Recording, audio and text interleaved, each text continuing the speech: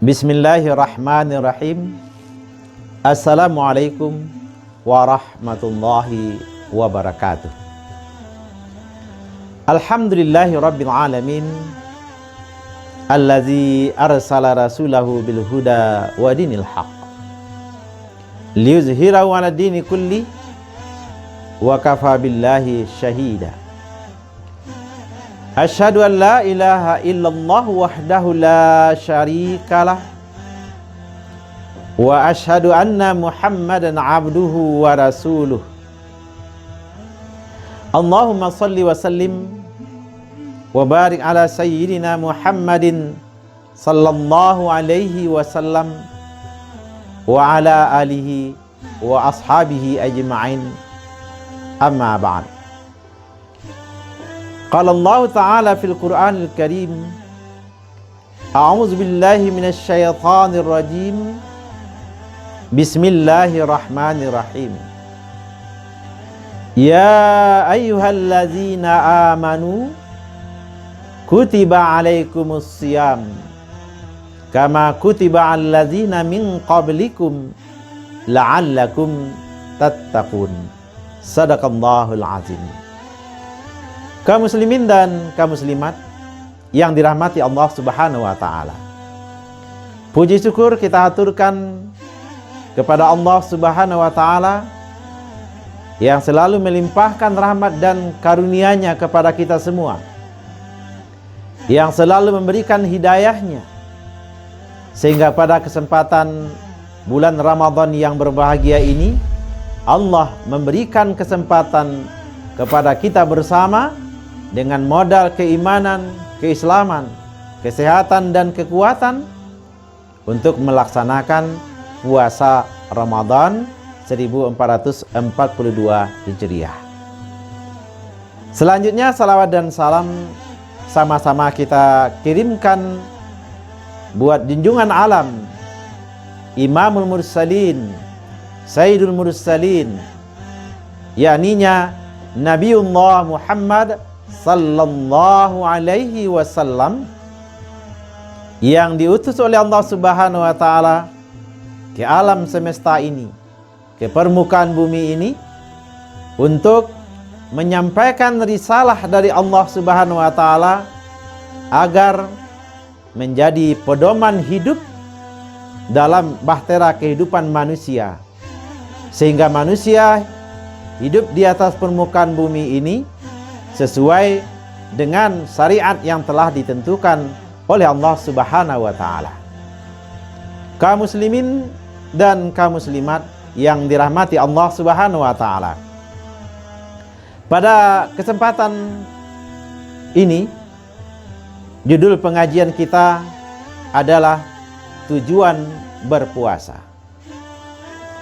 Berdasarkan ayat tadi dalam surat Al-Baqarah ayat 183 yang sering kita dengar setiap datangnya bulan Ramadan, dikemukakan, ya ayyuhallazina amanu, wahai orang-orang yang beriman, kutiba alaikumus syiyam, diwajibkan atasmu melaksanakan puasa seperti diwajibkan kepada orang-orang yang sebelum kamu.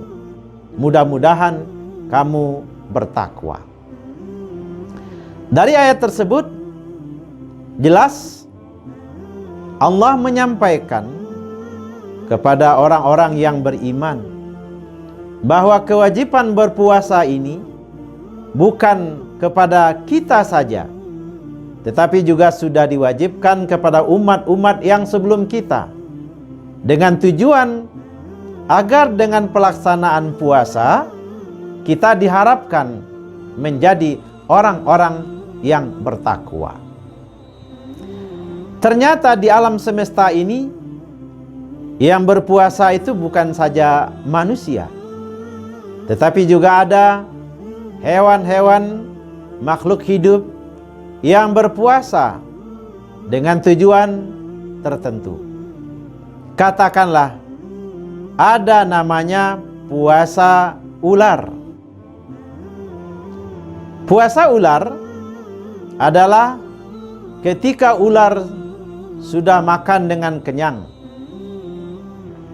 ketika kulitnya sudah mulai kering, maka ular melaksanakan puasa. Hasil dari puasa yang dilaksanakan oleh ular bisa sebulan, bisa 2 bulan, bisa 3 bulan. Setelah ular tersebut berpuasa, maka kulit ular tersebut akan berganti dengan kulit yang baru. Energi ular tersebut akan menjadi energi yang baru. Maka puasa ular dilaksanakan oleh ular semata-mata untuk menukar penampilan dan menambah energi. Kalaulah ada kaum muslimin dan kaum muslimat yang dalam pelaksanaan puasa Ramadan niatnya bagaimana nanti setelah bulan Ramadan dia akan memiliki pakaian baru, peci baru, sarung baru, baju baru, sajadah baru, mukena baru. Artinya dari segi penampilan mereka baru.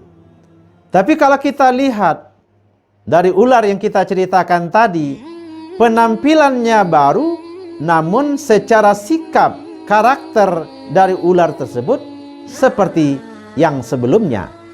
Bagi ular yang berbisa, maka dia akan memangsa hewan yang lain dengan bisanya.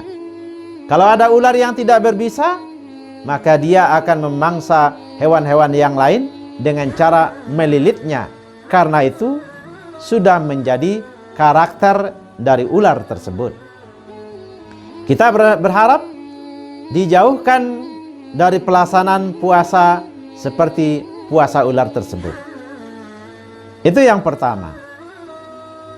Adapun yang kedua, ada namanya puasa induk ayam.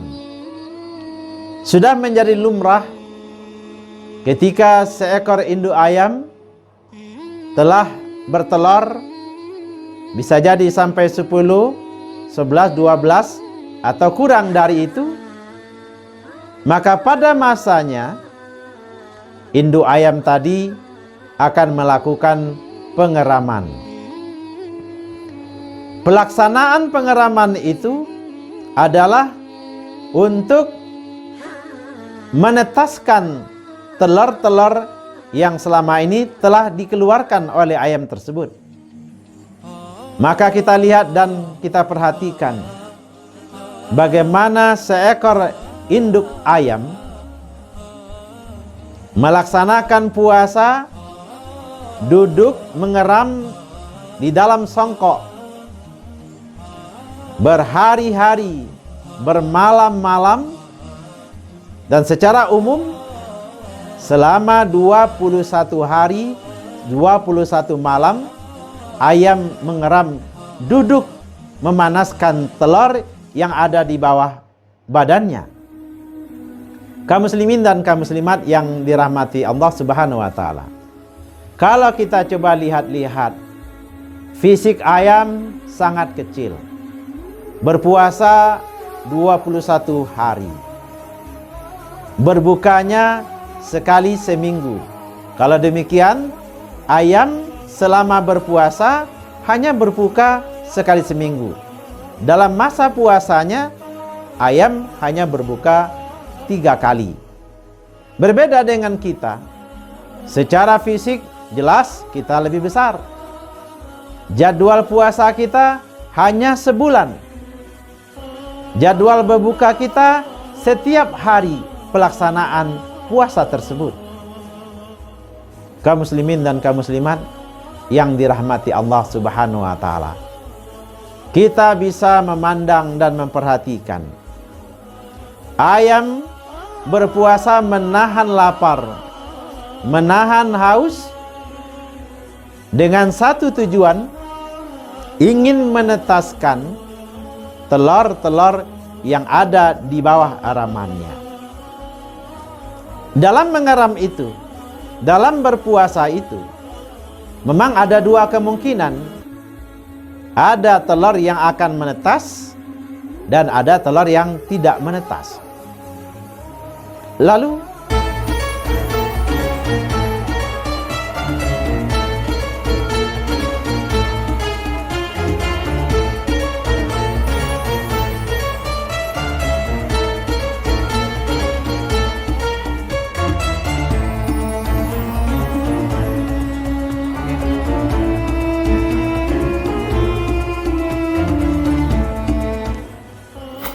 dalam mengeram itu, kemungkinan besar anak ayam akan menetas.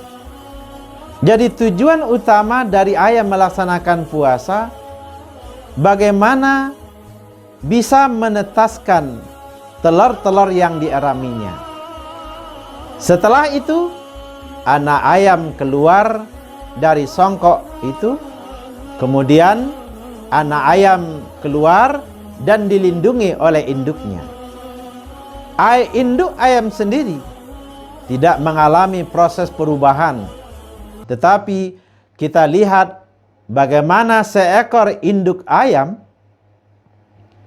merawat, menjaga, dan melindungi apa yang telah dia usahakan selama mengeram itu, agar anak-anak ayam itu menetas. Ketika ada seekor kucing ingin menerkam anak ayam tersebut, maka dengan otomatis induk ayam akan menyerang, mencakar kucing itu. Bahkan kalau dirasa ada orang yang akan membahayakan anak-anaknya, serta-merta induknya akan melakukan serangan kepada orang yang mendekati anaknya. Dalam pengertian ini, tujuan berpuasa dari ayam adalah untuk menetaskan anaknya. Lalu untuk pelaksanaannya itu, induk ayam melakukan perlindungan, penjagaan terhadap keselamatan dari anak-anaknya. Kalau kita bandingkan dengan kita, di bulan Ramadan kita berpuasa, malamnya kita tarawih, membaca Al-Quran, bersedekah, berinfak. Lalu bagaimana kondisi kita setelah bulan Ramadan? Masihkah kita akan melaksanakan puasa, minimal puasa Senin dan Kamis? Masihkah kita akan rajin sholat malam? Masihkah kita akan bersedekah? Masihkah kita akan berzikir? Atau masihkah kita akan membaca Al-Quranul Karim? Kalau kita mampu melaksanakannya, berarti kita telah melindungi ibadah kita selama bulan Ramadan. Kaum muslimin dan kaum muslimat yang dirahmati Allah, yang ketiga, ada namanya puasa ulat. Kita lihat seekor ulat itu adalah binatang yang menjijikkan. Kalau kita lihat ular tersebut, rasanya kita merasa tidak enak.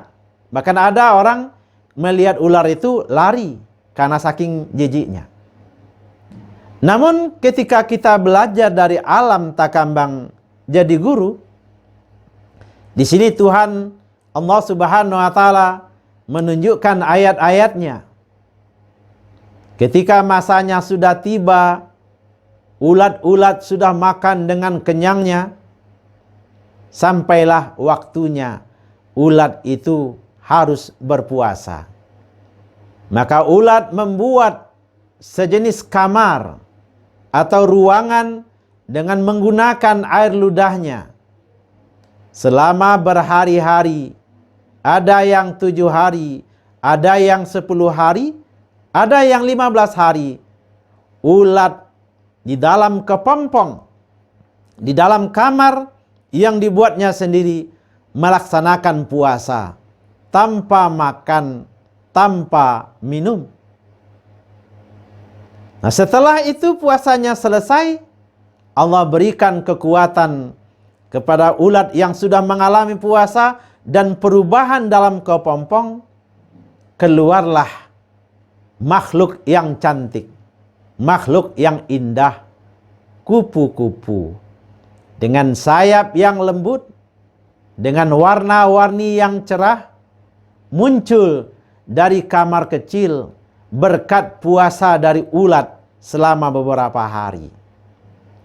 Ulat berpuasa melahirkan perubahan atau terjadi perubahan dari ulat menjadi kepompong, dari kepompong dari dalamnya keluarlah kupu-kupu. Kita lihat ada perubahan dari pelaksanaan puasa ulat. Dari fisiknya ular, dari fisiknya ulat menjadi dalam kepompong, ada perubahan yang kita tidak pernah tahu karena tidak bisa dilihat. Setelah itu menjadi kupu-kupu. Kita lihat semua kaum muslimin dan kaum muslimat. Kupu-kupu yang keluar dari kepompong itu akan hinggap di bunga-bunga yang harum, di bunga-bunga yang indah, di tempat-tempat yang baik. Mungkin kita tidak pernah melihat kupu-kupu singgah di sampah. Kupu-kupu hinggap di kotoran binatang. Kupu-kupu singgah di tempat yang berbau. Tetapi kupu-kupu akan singgah dalam konsep kemanusiaan, akan bersilaturahim ke tempat-tempat yang indah. Tempat-tempat yang diridhoi oleh Allah Subhanahu wa ta'ala. Kepada saudara-saudarinya, kepada teman-temannya, kepada hal-hal yang diridhoi oleh Allah Subhanahu wa ta'ala. Dari 3 jenis puasa yang dilakukan oleh hewan tadi, ada puasa ular. Walaupun berpuasa, yang terjadi perubahannya adalah pada pakaiannya, tapi tidak pada tingkah lakunya atau keasliannya. Adapun puasa ayam tadi terjadi melahirkan atau menetaskan makhluk yang baru yang oleh induk ayam dilindungi, dijaga, dirawat sampai besar. Dan ketika puasa ulat kita pelajari, maka kita lihat ada perubahan besar dari segi fisik, tingkah laku, dan perbuatan. Kaum muslimin dan kaum muslimat yang dirahmati Allah Subhanahu wa ta'ala. Kita sebagai manusia, orang yang beriman, yang diwajibkan Allah Subhanahu wa ta'ala melaksanakan puasa, tentu sudah memiliki tujuan juga. Apa tujuan akhirnya? Apa terjadi perubahan? Perubahan apa yang akan terjadi? Allah gambarkan, la'allakum tattaqun. Mudah-mudahan kamu menjadi orang yang bertakwa. Kaum muslimin dan kaum muslimat yang dirahmati Allah Subhanahu wa ta'ala. Bertakwa adalah sesuatu hal yang menunjukkan buah dari pelaksanaan ibadah. Hasil nilai akhir dari pelaksanaan ibadah itu akan menjadikan seseorang yang bertakwa. Orang yang bertakwa dalam pendapat beberapa ulama didefinisikan bahwa bertakwa artinya melaksanakan seluruh perintah Allah Subhanahu wa ta'ala dan menjauhi larangan-larangannya. Tapi satu ketika Umar bin Khattab pernah menyatakan kepada sahabatnya bahwa takwa itu adalah ibarat seseorang yang berjalan menuju satu tempat. Dalam perjalanan itu ada jembatan yang harus ditempuh. Dia harus sampai ke seberang dengan melalui jembatan tadi. Pada jembatan tersebut sudah ada kaca pecah, ada duri, ada beling, ada paku, dan hal-hal yang lain yang membahayakannya.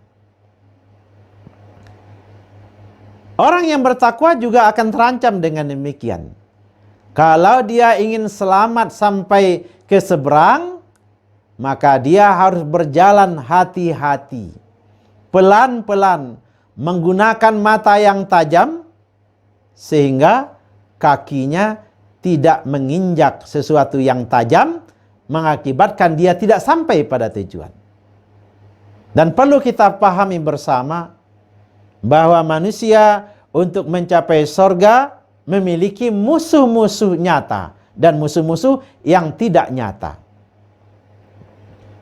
Kita akan sampaikan di antara musuh manusia yang pertama itu adalah iblis. Yang kita baca dan kita dengarkan pengajian-pengajian semenjak Nabi Adam Allah ciptakan di dalam surga, maka iblis merasa tidak senang, merasa terancam oleh kondisi-kondisi yang ada, sehingga ketika Allah Subhanahu wa taala menyuruh iblis untuk menghormati Nabi Adam, iblis dengan serta-merta tidak mau. Sesuai dengan ayat yang pernah kita dengar, aba wastakbara wa kana minal kafirin. Iblis itu enggan, merasa sombong, dan dia termasuk orang yang kafir. Itu musuh yang dihadapi manusia kalau ingin mencapai surga. Musuh ini nyata bahwa iblis dengan segala siasatnya, dengan segala politiknya akan mencoba mengelincirkan manusia dari tujuan yang mestinya dikerjakan. Selanjutnya musuh yang kedua adalah dunia ini. Hidup di dunia adalah satu keharusan. Karena memang manusia diturunkan di muka bumi untuk berbenah, memperbaiki diri, melaksanakan aturan-aturan dari Allah Subhanahu wa taala. Sehingga orang yang mampu melaksanakan itu akan sampai ke tujuannya. Tetapi ketika ada orang yang tertipu oleh dunia, orang-orang yang ditipu, didustai oleh dunia, maka sebagian mereka ada yang hubbud dunia, mencintai dunia, sehingga lupa dengan tujuannya untuk hari akhir kelak. Hubbud dunia bermacam-macam. Ada yang cinta dengan hartanya, ada yang cinta dengan tahta, ada yang cinta dengan lawan jenis. Berhadapan dengan yang tiga ini luar biasa juga sulitnya. Mencintai harta, sehingga dengan saking cintanya dengan harta, pelit, bakhil, tidak mau bersedekah. Cinta kepada tahta, berebut-rebut, berpacu-pacu, memiliki usaha yang sangat kuat, bahkan dengan modal yang luar biasa banyaknya untuk menggapai tahta. Atau yang ketiga, pasangan. Ketika berebut pasangan, sampai ada yang mau bunuh-membunuh, saling bermusuhan. Dan ini musuh kita yang kedua. Adapun musuh yang ketiga adalah hawa nafsu. Hawa nafsu, sebagaimana telah kita pahami semua, setiap makhluk hidup memiliki nafsu.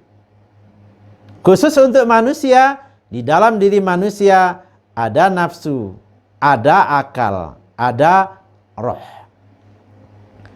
Dalam kisah penciptaannya, ketika nafsu diciptakan oleh Allah Subhanahu wa taala, lalu Allah bertanya kepada nafsu, "Man anta wa man ana?" Nafsu menjawab dengan lantangnya, "Ana, anta, anta." Ketika itu Allah memerintahkan kepada malaikat untuk memenjarakan nafsu ini dengan dibakar dengan api neraka. Lebih kurang sekitar 1000 tahunan. Setelah 1000 tahun, diangkat, dikeluarkan, lalu ditanya lagi, "Wahai nafsu, man anta wa man ana. Lalu nafsu menjawab, ana, anta.